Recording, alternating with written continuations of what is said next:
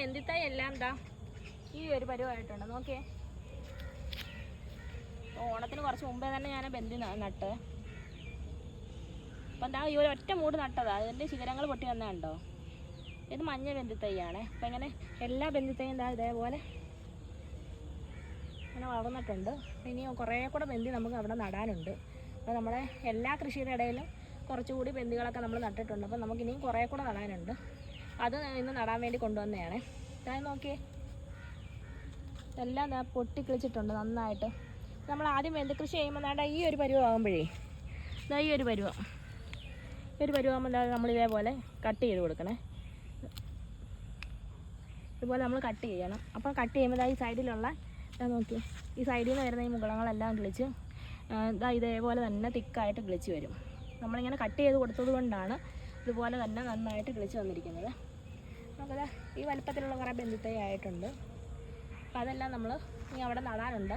അവിടോട്ട് നടാൻ വേണ്ടിയിട്ടാണ്. ഇവിടെ മാത്രമല്ല, ഇവിടെ നമ്മൾ ഫുള്ള് ബന്ദിത്തൈ നട്ടിരിക്കുകയാണ്. അപ്പോൾ ഇത്തവണ നമ്മൾ ഓണത്തിന് കുറേ കൂടെ മുന്നേ തന്നെ നമുക്കിവിടെ ബന്ദിപ്പൂക്കളുണ്ടാകും. അപ്പം ഞാൻ ഓണത്തിന് ഉദ്ദേശിച്ചിട്ടല്ല ഈ ബന്ദി കൂടുതലായിട്ട് നട്ടിരിക്കുന്നത്. നമ്മുടെ ഈ കൃഷിക്കകത്ത് ഈ നിമാവിരകൾ കീടങ്ങളൊക്കെ നമ്മൾ ഈ ബന്ദിച്ചെടി വെക്കുന്നതോടുകൂടി നമ്മുടെ ഈ കൃഷിക്കകത്ത് കൂടുതൽ കീടശല്യം ഇതാവുകയും ചെയ്യും. ഞാൻ ബന്ദി ഓണ സമയത്തല്ലാതെ ഇതിൻ്റെയൊക്കെ ഇടയ്ക്ക് ബന്ദിത്തൈകൾ വെച്ച് കൊടുക്കാറുണ്ട്. ഇതാ എൻ്റെ കൃഷികളൊക്കെ ഇപ്പോൾ ഇത്രയൊക്കെ ആയിട്ടുണ്ട്. പയർ, കുക്കുംബർ ഇതെല്ലാം ഒരുവിധമൊക്കെ ആയിട്ടുണ്ട്.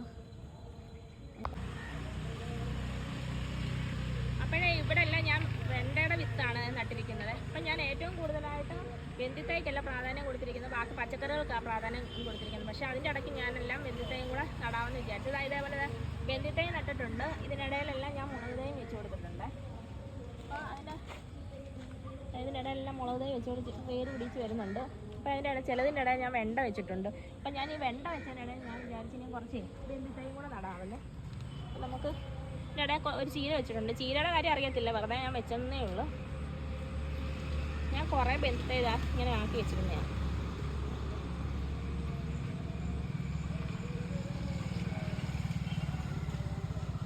നമുക്ക് ഇതിൻ്റെ ഇടയിലായിട്ട് ഓരോ ബന്ദിത്തൈ നട്ടു കൊടുക്കാവേ.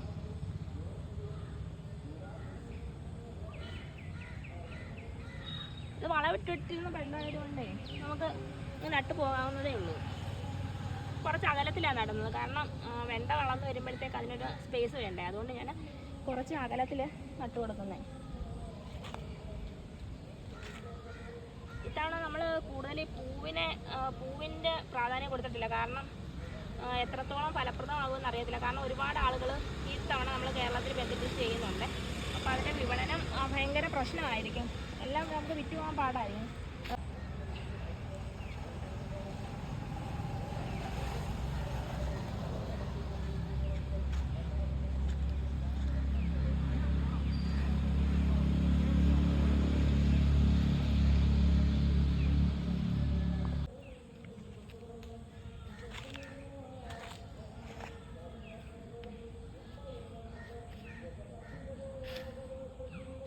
ഇച്ചിരി ചൂടലായതുകൊണ്ടേ പൂക്കളുണ്ടാകാൻ പാടായിരിക്കും.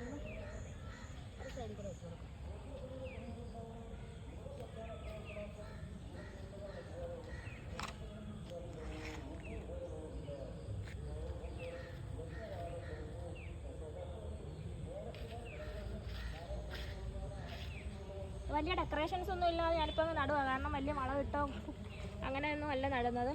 അപ്പം വളം ഇട്ടിരുന്ന ആ ഒരു ഏരിയ തന്നെ ഞാനങ്ങ് നടുവാന്നേ ഉള്ളൂ. ഇതിനായിട്ട് പ്രത്യേകിച്ച് വളമൊന്നും ചെയ്തിട്ടില്ല.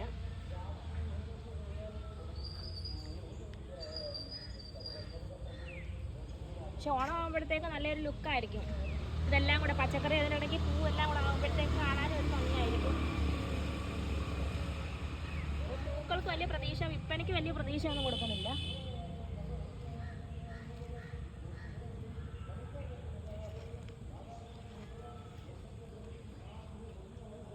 മഴ ആയതുകൊണ്ട് ചീരയ്ക്ക് വലിയ പ്രതീക്ഷയില്ല. ഇതിൽ വെറുതെ നട്ടന്നേ ഉള്ളൂ.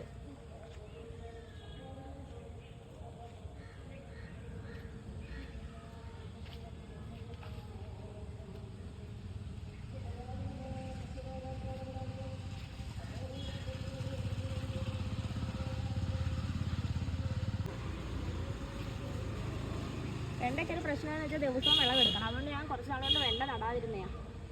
ദിവസവും വിളവെടുക്കാനൊരു പ്രശ്നമായതുകൊണ്ട് വെണ്ട നടാതിരുന്നേ. പിന്നെ ഇത്തവണ വീണ്ടും നട്ടതാണ്. കുറച്ച് നാൾ നടായിട്ടിരുന്നപ്പോൾ ഒരു വിഷമം, അതുകൊണ്ട് ഞാൻ വീണ്ടും നട്ടിട്ടുണ്ട്.